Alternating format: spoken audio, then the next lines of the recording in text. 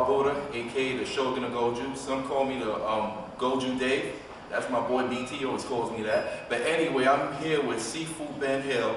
I'm just gonna ask him a few aspects on fighting. So Sifu Hill, tell me, son, how long you been training Bagua for? Let's get that out of the way.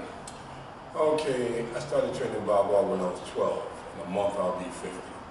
Wow. So you do that. 38 years, right? Damn, man. Right. So I noticed, I see you did a couple of fights on YouTube. I just want to know, at your age, I'm surprised you're still out here competing. I mean, what keeps you going? What keeps you motivated? Well, all right, let me speak on the fights themselves. What I need to say is that, to begin off, I was wrong. Why are you wrong? I was wrong. Now, let me teach you a little something. How old are you, brother? I'm only 31. Okay. I want to be your son. Indeed. But feel me on this. Understand, what a lot of people are not aware of, in truth, is life. Right. They're really not aware. Back when BT and I first met, right, the only thing that mattered was Bagua. We trained stupidly. I was the night trainer, he was the morning trainer. This dude waking me up at 3, 4 o'clock in the morning talking about, yo, let's go walk. Wow. Stupid. I'm like, hold up. All right, but no, but my training, my particular regiment began at 11:30 and I trained to 2, 3 o'clock in the morning. So a lot of times when he called, I just went to sleep. So now he's ready to, like, traditionally, it's you get up in the morning and do your training. I've never been a morning person. So what exact time do you get up in the morning for? No, see, if you go by the Taoist methods and so on and so forth, working with the sun, right, literally working with nature. Because as the sun rises, energy literally rises through the microcosmic orbit, if you know what the microcosmic orbit is, and it actually travels that way. All right? It's a back and forth thing that I've asked individuals was training at night wrong then. You know what I'm saying? But when I think about even Shaolin and Wu-Tang, traditionally, being I'm a historian, they trained for the morning and had trained 4 or 5 times in the course of a day that ended up midnight and so on and so on. So what was wrong with my particular training? Nothing that I found, nothing was. But straight away from the topic. Right. All right. It was during that time I was really feeling my oats, as they say. I was unstoppable, I was unbeatable, I was this and that. And I trained everywhere. I trained on the train stations, waiting for the bus, I never stopped training. Fighting was like, let's go. Then life happened. What do I mean? I got married.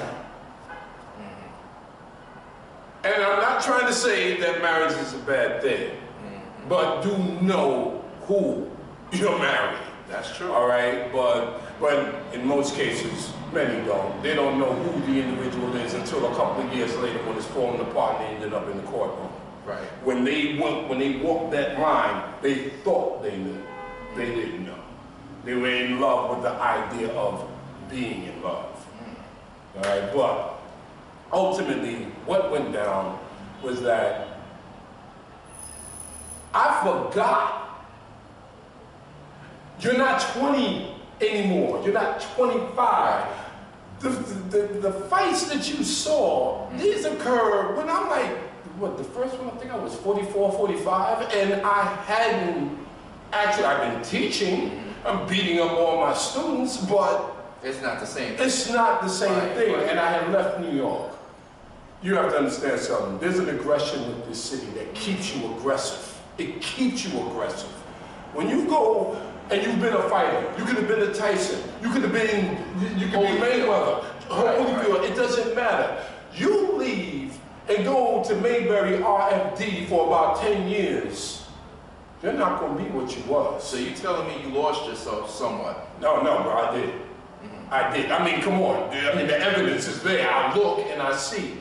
But I thought what I had was good enough. So in one sense, I mean, come on, being realistic, I come from a family of boxers. Everyone prepares for a fight. You train.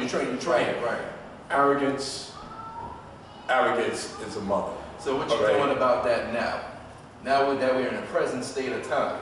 Well, now that I'm kicking 50 in the behind, it's about my health at this point. There are too many individuals I'm looking who are my age that, God, I'm like, let me ask you, do I look like I'm getting ready to be 50? Not really, I thought you was younger. Thank you. But there are individuals my age I'm looking at that look a lot older. And people they're giving their whole life savings to medications. That is so true. For various ailments and this and that. I mean, even throughout all the fights, throughout all of the BS or whatever, I always pointed to one fact. Look at me. I'm not beat up. You don't see me scarred up. You don't see any of that. That's due to the training. That's due to the training. But I want to go back to the fight for a moment. Understand, when I was young, when you're young, as you are now, you're ready to fight, you're ready to bang, and so on and so forth. And I used to hear, when I was your age and younger, don't mess with no old man. Why? Because the old man gonna kill you. Why? What do you mean? I mean, it was why? Because, see, the old man is thinking from this perspective. One, he ain't got no time to get hurt. Okay, and two, he's older, he ain't got time for the BS. Okay? And three, I trained all my life for the apocalypse. I've always believed in the end of the world. And Mad Max. That's Mad Max. I mean, the apocalypse. I mean, the world has gone bizarre. Law and order is out the window. We got marauding bikes. I hope they don't go like that. I'm gonna have to get my gun. No, that's just the point. There's a prophecy that says they're going to be melting the church bells to get bullets. Okay, so if we're at that point, then it's like, oh yeah, exactly. So all you've got is you. And understand, my attitude had always been that what is a gun? A gun is only as good as the man behind that gun. That is so true. So what, you got a gun? There are too many, what was it? Double Take with Eddie Griffin and my man, the other, what, I cannot remember his name. I'm glad you got a detective. Right, yeah, exactly. Remember, and he was shooting at this dude. He said, you definitely come from the projects. Because he did all of this shooting and he missed every time. Yes. And he was point blank. And so, and there's a lot of brothers out there like that. They were so quick to get a gun, but they know nothing about a gun.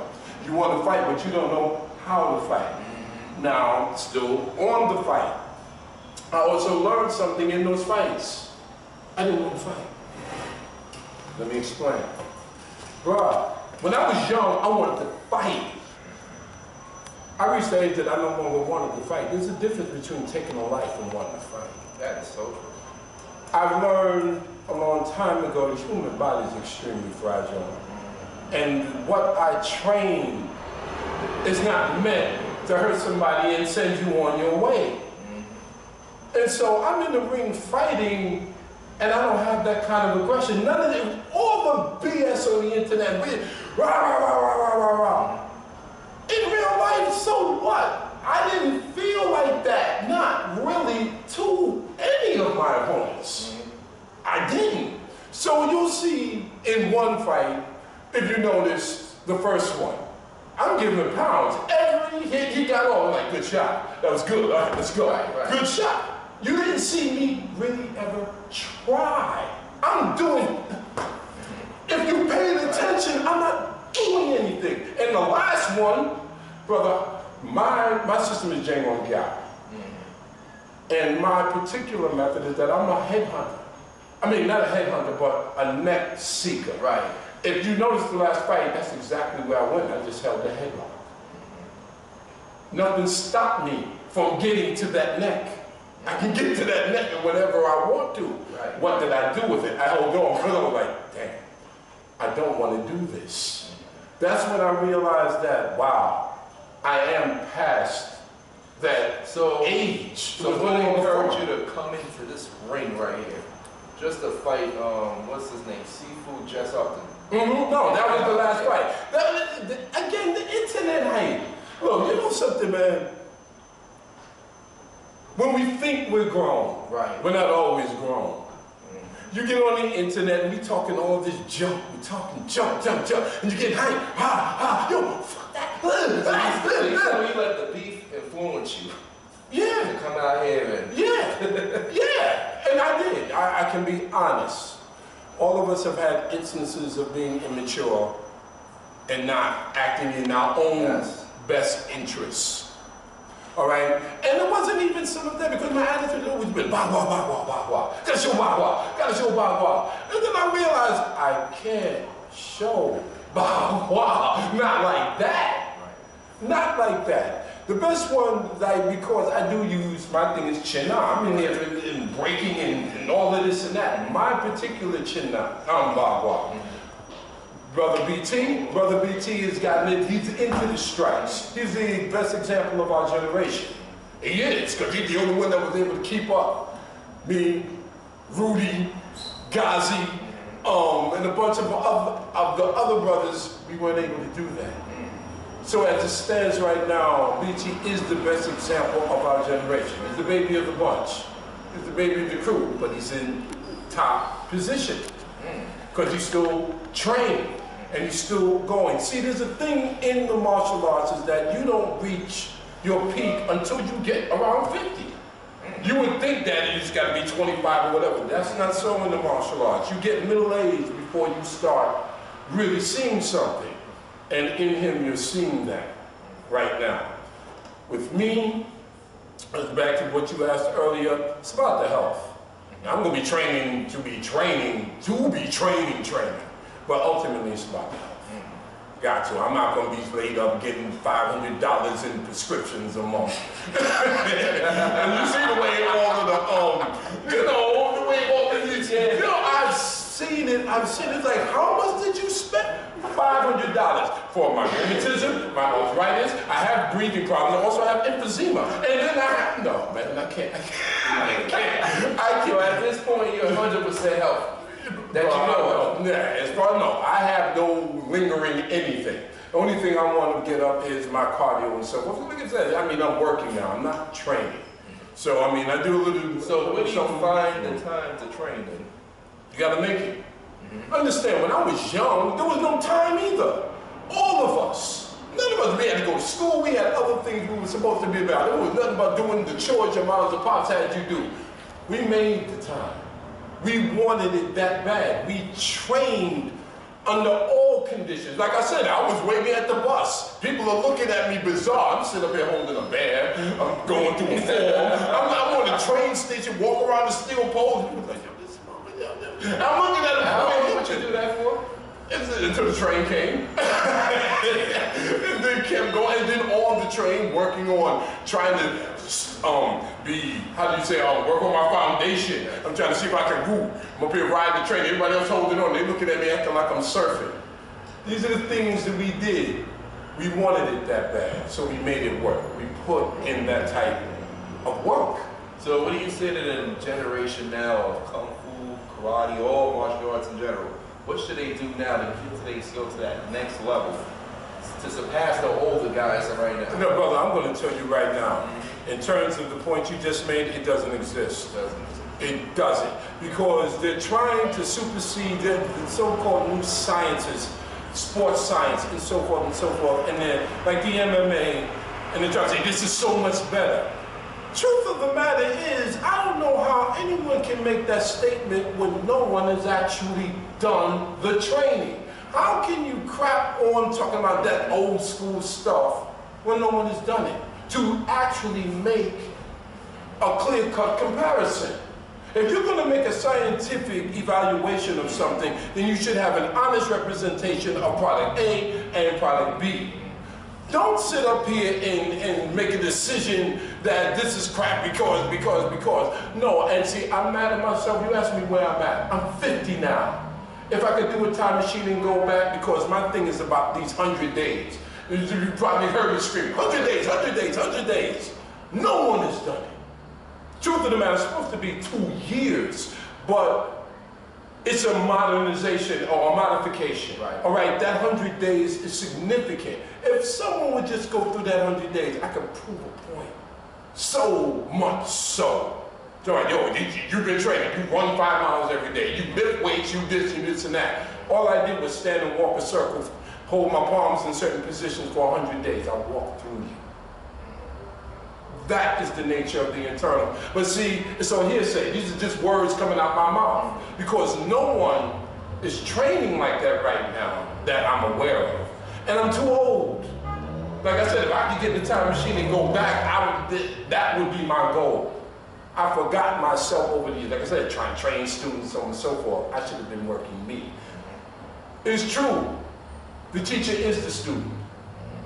You understand what I'm saying? Because the students, especially now, they don't appreciate. We understood, but we had things that helped us. We had the Kung Fu movies. We had the Shaw Brothers. These things kept us inspired. Now,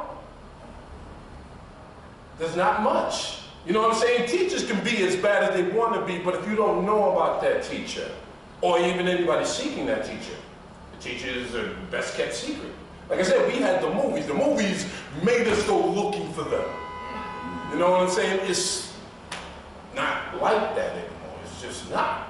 You know what I'm saying? And it's literally on us in terms of advertising and so forth. And that's if you really want to do it. Because what it comes down to is that once you put a significant part of your life in developing this stuff in yourself, then you begin to understand what was being said in the movies, how a teacher would not teach.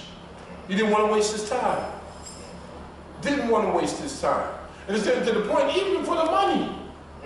Because you put so much of yourself into what you do. Then you start talking about what has true value. And I think that this is priceless. You can't buy this. See where I'm coming from? There are things that can go down like that. There are people that feel just that deeply about it. You know? I can't lie, even myself. I'm like, yeah, I want a student to teach that wants to learn it, because this stuff you have to want. It's not very you have right now. How many students you have right now? No. Right now, I can say I have none. None? None. What about DJ? Well, DJ is my student, but DJ is in Syracuse. I'm no longer in Syracuse. Right. DJ, yes, don't get me wrong. DJ, don't get me wrong. DJ is my student. All my former students, when I say former, not really former, I will always be their teacher. But who am I actively teaching right now? Nobody. Nobody. Because I declare. No, I mean, if someone wants to learn, gladly, I will teach. They're going to have to come right, because I now have a prerequisite. Whoever wants to learn will do the 100 days first. Ooh, sounds brutal. It's what it is. It's what it is. And BT can attest to what I'm saying here. So where is school located at right now? Allentown, PA. And what's that? Is that New York City or No, Allentown. Allentown, Pennsylvania. Oh, Pennsylvania. Okay. Yeah. That's it. And I'm teaching out of my house. That's it. I got a finished basement. Got space. And how much you charge by the day? By the day or by the month? By the month. It's different out there. Out there, I'm charging 100 a month. Out there.